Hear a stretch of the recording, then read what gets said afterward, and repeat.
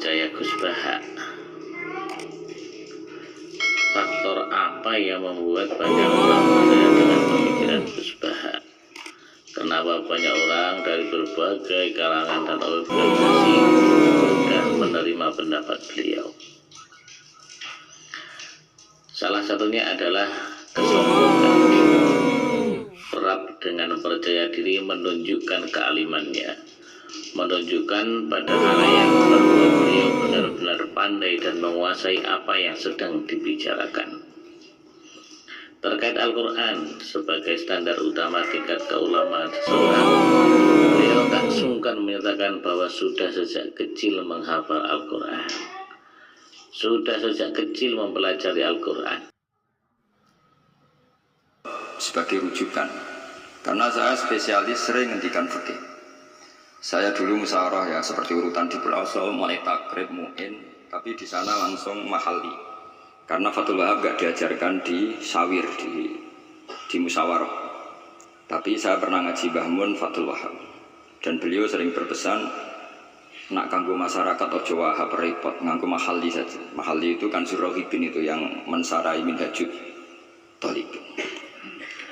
Ini bukti bahwa saya ini alim betul, bukan guyon dari tidak alim betul. Jadi ini bedanya saya dengan moderator. Nanti kalau nggak percaya diuji di sini di depan.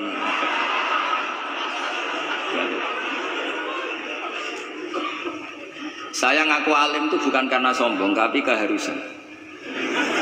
Karena begini ya, kalau kamu punya istri mau melahirkan, itu mesti nyari tulisan bidan. Barokahnya tulisan itu kamu tahu siapa bidan. Kalau kamu gigi sakit pasti cari tulisan dokter gigi.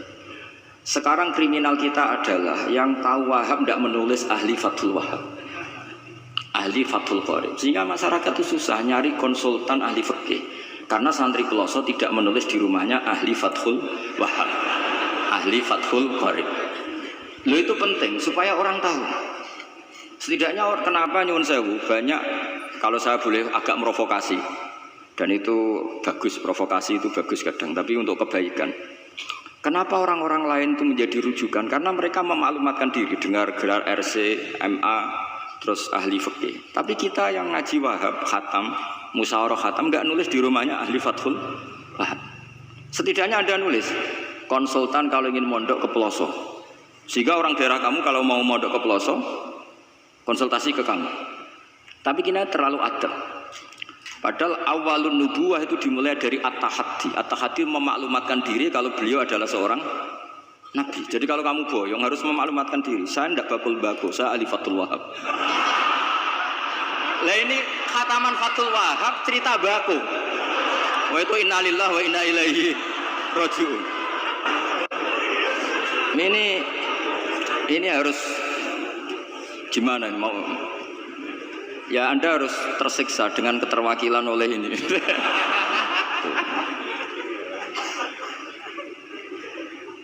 Saya ini baca kitab banyak sekali, termasuk kitab Ithaf. Ketika beliau mensarai Ihya, itu cerita kitab yang saya baca fil fikhi itu dihitung mulai mazhab Syafi'i sampai Hanafi semuanya. Saya baca kitab tasawuf ini. Jadi memaklumatkan diri. Awal dari nubuwah itu memaklumatkan diri. Sehingga orang gampang nyari. Kalau orang bisa nyari bidan, nyari dokter gigi karena tulisan. Kenapa orang kesulitan nyari ahli Fathul Qorib? Kalau kamu ahli konflik tulis saja konsultan spesial cerai karena pengalaman pernah cerai, tulis saja. Kalau ahli jumlah tulis saja ahli perjodohan. Supaya orang tahu keahlian kamu di mana. Saya di Jogja memaklumatkan diri, saya bisa baca Wahab, saya bisa baca Bukhari, saya bisa. Bukan dalam konteks sombong, karena kebutuhan umat yang ingin. Ini adalah Huawei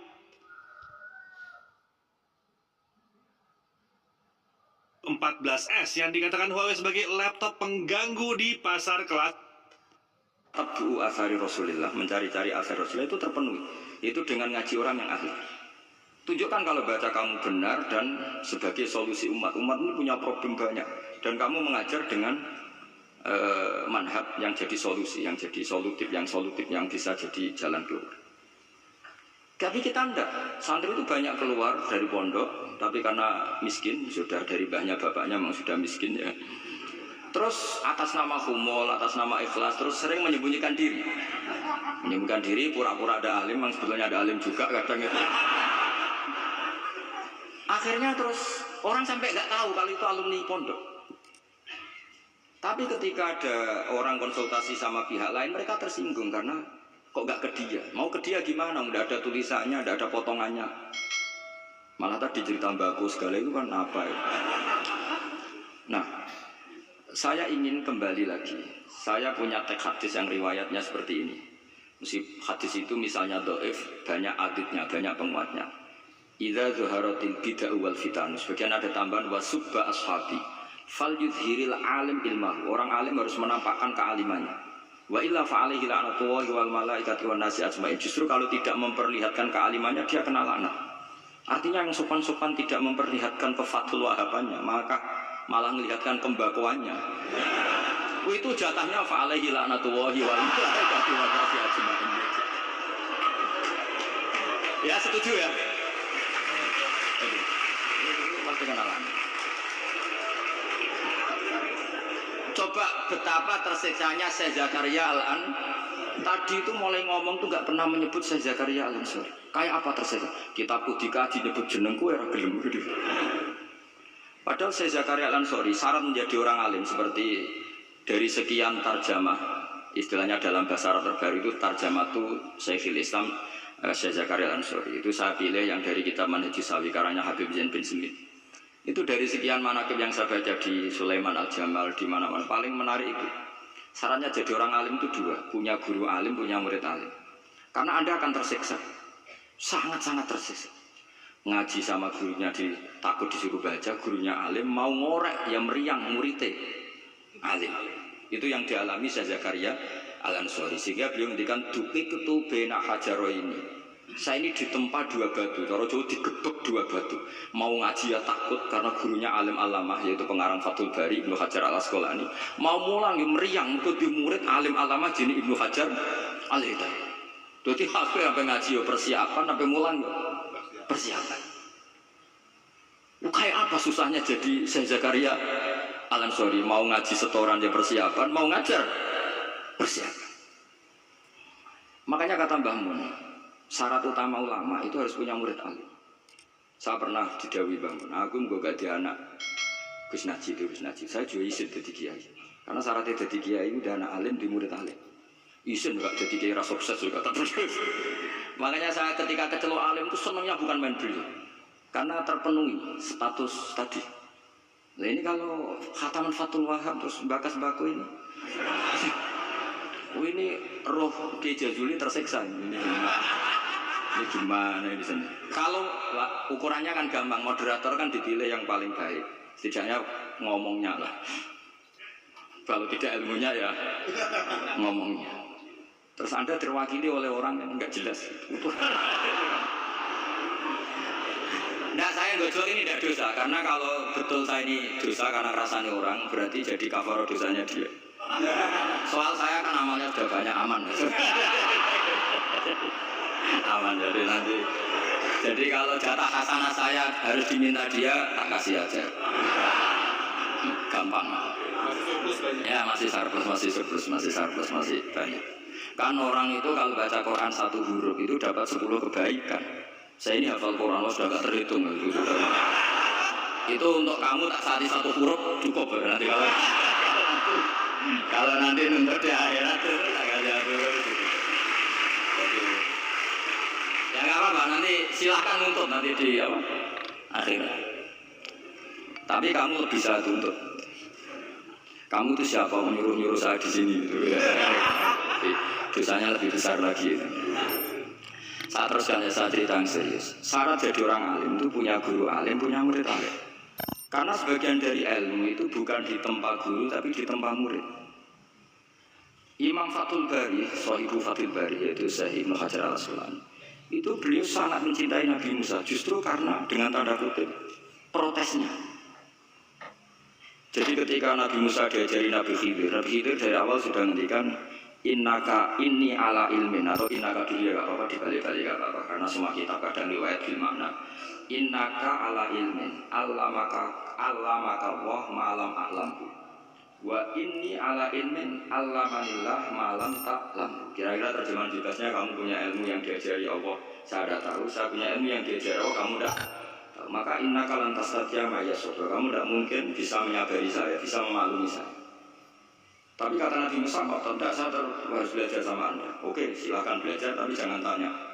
Pertanyaannya tuh jangan tanya. Salah tasan, kamu nggak boleh tanya. Kalau kamu ingin jadi murid yang baik, nanti jangan tanya, itu dosa. Ya dengarkan saja. Nah, tapi Nabi Musa tetap tanya. Ketika ada kejanggalan secara syariah, Nabi Musa tetap tanya. Dan itu oleh kitab-kitab tasawuf dianggap dengan tanda kutip kesalahannya Nabi Musa. Meskipun dibagi hasanatil abrar sayyatul muqarrabin.